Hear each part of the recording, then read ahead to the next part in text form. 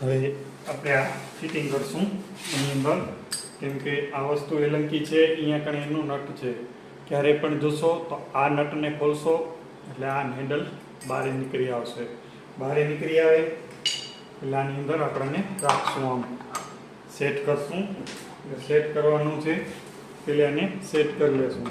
Set એવી રીતે કરશું કે અંદરનો જે છે એ ભાગ આપણને પરફેક્ટ મળી જાય અને કોઈ આપણને લોક લગાવવામાં હેરાનગતિ ન થાય. એટલે કારીગર ભાઈને ખાસ શીખ છે કે આ માપ કરી આવી રીતે માપ કરશું આપણે, આવી રીતે પેન્સિલથી જ લગાવવાનું, કેમ કે નીકળી જાય પછી આપણે લૂસું કરવું હોય તો દેખાય નહીં નિશાન.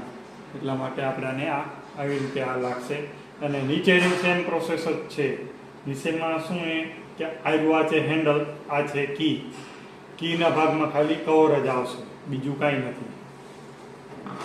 હવે આપણે આને લગાડશું. કઈ રીતે લગાડશું તો કે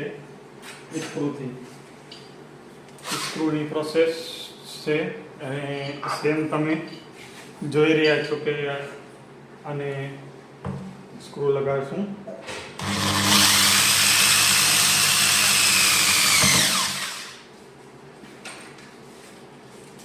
સ્ક્રૂ લગાડી અને પછી એની ઉપર પાછું આપણે આ ફિટિંગ કરશું.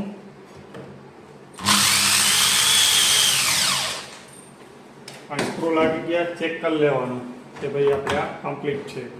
એટલે આરામથી બેસી ગયું, કોઈ હેરાનગતિ નથી થઈ. આપણને વર્કિંગ કરે છે, તમે જોઈ રહ્યા છો વર્કિંગ કરે છે, આ એક વર્કિંગ કરે છે કમ્પ્લીટ. આવી રીતે પણ સેમ આગળના ભાગમાં પણ એવી રીતે જ આવી જશે. જોઈ લો, આસાનીથી આમ બેસી જવું વસ્તુને, આસાનીથી બેસી જાય એટલે કમ્પ્લીટ આવી જશે આની અંદર. એટલે કાંઈ કરવાની જરૂરત નહીં રહે. જોઈ લો, આરામથી આવી ગયું છે. આ પણ આરામથી આવી ગયું. આ આગળનું કવર આવી ગયું છે. સેમ પ્રોસેસ છે.